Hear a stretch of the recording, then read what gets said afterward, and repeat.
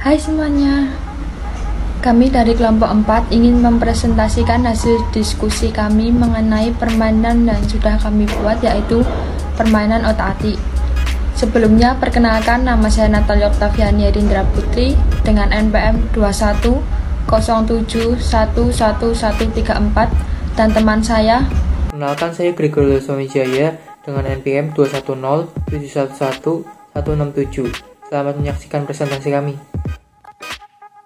Permainan ini kami mempunyai latar belakang dan tujuan pengembangan, yaitu pada zaman sekarang permainan puzzle kurang diminati oleh remaja masa kini.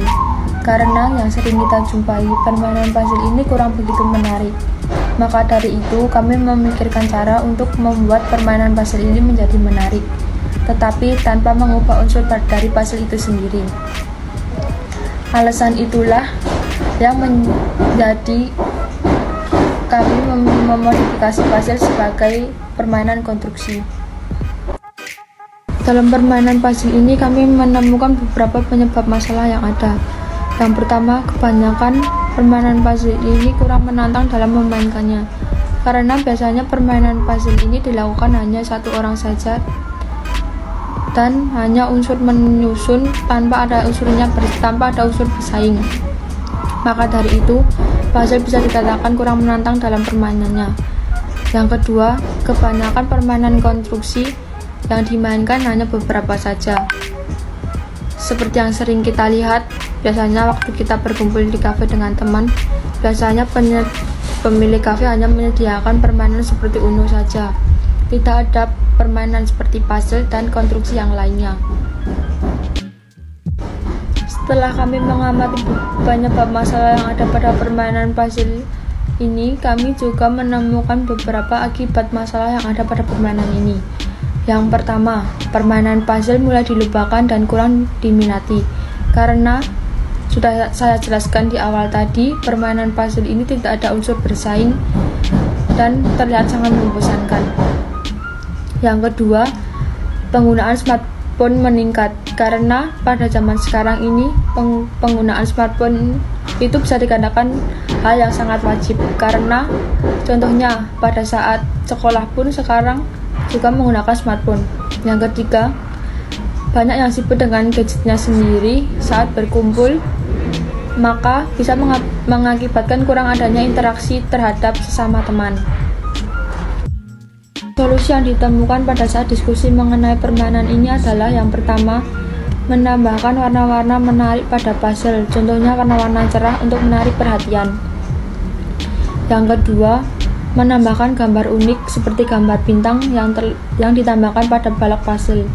Yang ketiga, menambahkan aturan permainan seperti menambahkan bom, menambahkan kartu bola, menambahkan kartu pertanyaan, dan menambahkan kartu hukuman. Izinkan saya melanjutkan. Kita masuk di solusi yang kami pilih.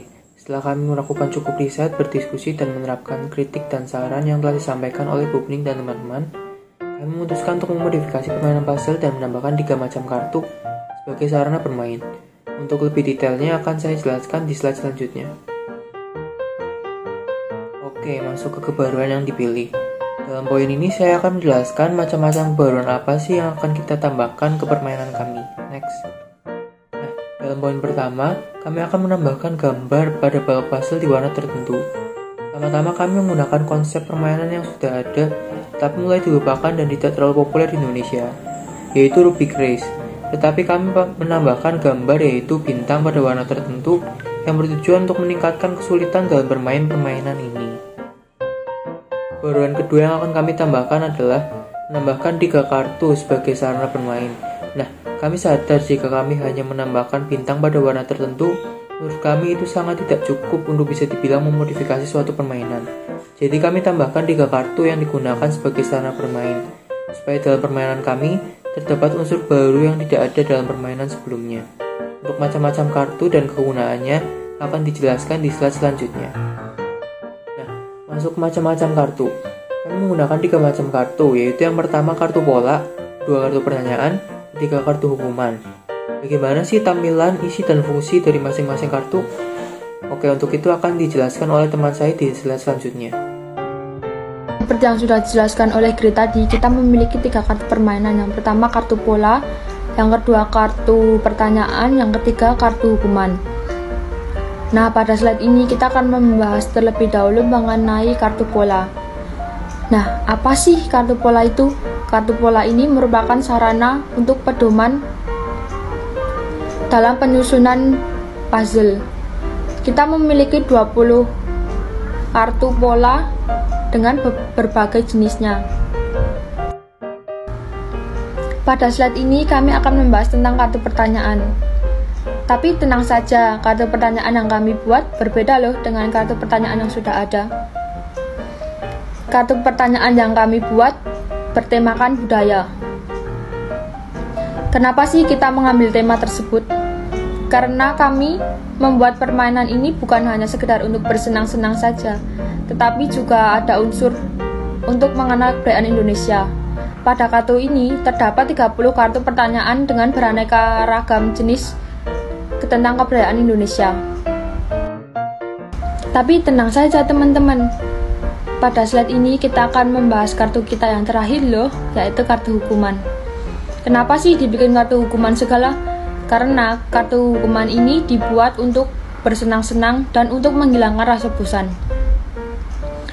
Seperti yang ada pada slide, itu contoh-contohnya kartu hukuman. Tapi masih ada yang lain loh. Kita mempunyai 20 kartu untuk hukuman.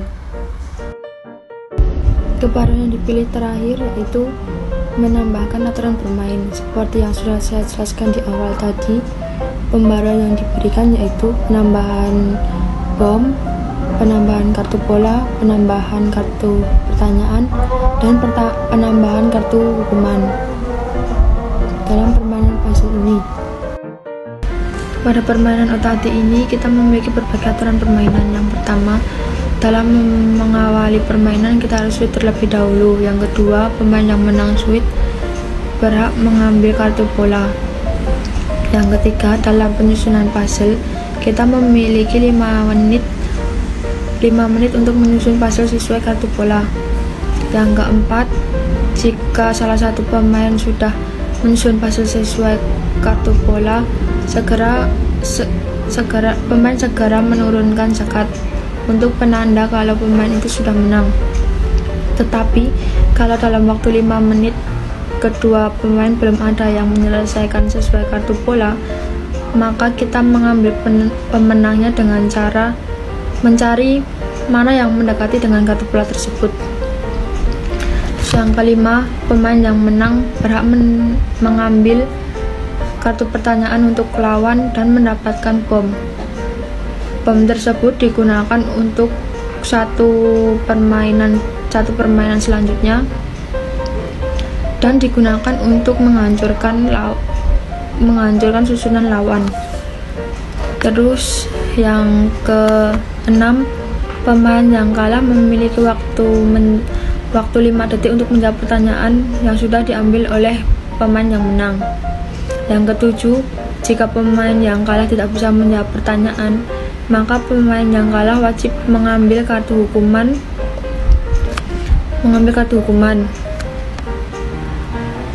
Dan yang ke-8, permainan yang selanjutnya dimulai dengan menukar posisi board puzzle dan pemenang berhak menggunakan bom pada permainan selanjutnya. Terima kasih Natalia. Izin saya melanjutkan kembali. Sekarang kita masuk ke slide FAQ, yaitu Frequently Asked Question, atau dalam bahasa Indonesia adalah pertanyaan yang sering diajukan. Kenapa sih harus ada slide FAQ ini? Dalam berdiskusi, kami berpikir, karena ini hanya presentasi satu arah dan tidak bisa langsung mengajukan pertanyaan, jadi kami kumpulkan beberapa pertanyaan yang mungkin akan disampaikan oleh teman-teman. Dan juga ini sangat bermanfaat bagi kami, supaya tidak ada informasi yang terlewat untuk disampaikan. Nah, masuk ke pertanyaan pertama, yaitu bagaimana bentuk kemasan otak-atik dan berapakah harga dari satu paket permainan. Next. Oke, izin saya menjawab. Di slide ini sudah terdapat desain dari permainan otak-atik. Desain kami berbentuk balok panjang yang mempunyai penutup sehingga bisa ditarik keluar ataupun ditarik ke dalam. Alasan kami memilih desain ini adalah yang pertama, bentuknya yang minimalis dan enak dipandang. Yang kedua, tidak seperti kemasan permainan lainnya.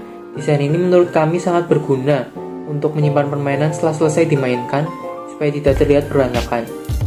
Oke, saya akan jelaskan dalam satu paket permainan. Dalam satu paket permainan ini berisi satu buah papan permainan otak-atik, 20 kartu pola, 30 kartu pertanyaan, 20 kartu hukuman yang dikali total terdapat 70 kartu. Dan yang terakhir terdapat panduan bermain yang bisa kami jamin sangat lengkap untuk memandu teman-teman dalam bermain otak-atik. Kami membandrol satu paket permainan ini dengan harga 70.000. Tetapi karena baru awal rilis, kami akan memberikan diskon dan hanya menghargai permainan kami seharga Rp49.999. Oke, lanjut ke pertanyaan selanjutnya. Untuk pertanyaan selanjutnya, bahan apa sih yang kalian pilih dalam pembuatan permainan? Untuk bahan permainannya, papannya kami menggunakan bahan dasar plastik, tapi bukan plastik biasa, melainkan plastik biodegradable yang di dalamnya terdapat zat yang membuat plastik cepat terurai, jadi bisa kami pastikan ini ramah lingkungan. Untuk kartunya, kami menggunakan bahan yang sama yang digunakan oleh kartu remi yang biasa kalian mainkan, yaitu kertas stok. Oke, lanjut ke pertanyaan selanjutnya. Pertanyaan selanjutnya, apa sih yang membuat orang-orang harus membeli permainan otak-atik ini? Saya menjawab, kami memiliki beberapa alasan yang membuat orang-orang harus membeli permainan otak-atik ini. Yang pertama, jika kalian adalah remaja yang suka nongkrong dan bosan dengan kegiatan nongkrong yang hanya itu-itu saja, kami menjamin permainan kami otak-atik ini bisa menjadi solusinya. Yang kedua, kami juga berencana jika otak-atik ini terjual, kami akan membagikan separuh dari untung bersihnya untuk panti asuhan atau berbagi kepada orang yang kurang mampu. Jadi, dengan ini jika kalian membeli permainan otak-atik secara tidak langsung, kalian akan berkontribusi dalam kegiatan berbagi ini. Oke, karena waktunya terbatas, itu saja untuk sesi Frequently Asked Question ini. Jika masih ada pertanyaan yang ingin disampaikan oleh teman-teman, bisa langsung kontak pribadi dengan kami. Oke, sekarang kita beralih ke target pemasaran. Kami menargetkan otak-atik untuk dijual kepada yang pertama, yaitu mahasiswa, kedua pelajar, ketiga pemilik kafe. Kenapa pemilik kafe? Karena pasti akan menambahkan keramaian jika disediakan permainan yang menarik di kafe tersebut. Dan yang terakhir, di gereja, karena bisa menjadi sebuah ice breaking ketika diadakannya ibadah pemuda. Nah, di slide ini adalah penampakan dari poster permainan kami. Next. Oke, sampai di sini saja presentasi tentang permainan kami. Terima kasih kami ucapkan kepada kalian yang mau stay dari awal pertengahan hingga akhirnya menyaksikan presentasi kami. Kami juga mohon maaf jika ada salah kata dalam penyampaiannya. Sebelum penutupan, izinkan saya menyampaikan sebuah pantun untuk menutup presentasi kami. Naik delman pergi ke kota, jangan lupa membeli alpukat. Demikian presentasi kita, semoga bisa bermanfaat. Saya Gregorius Wijaya dan teman saya Natalia Oktaviani, kami pamit undur diri. Sekian dan terima kasih.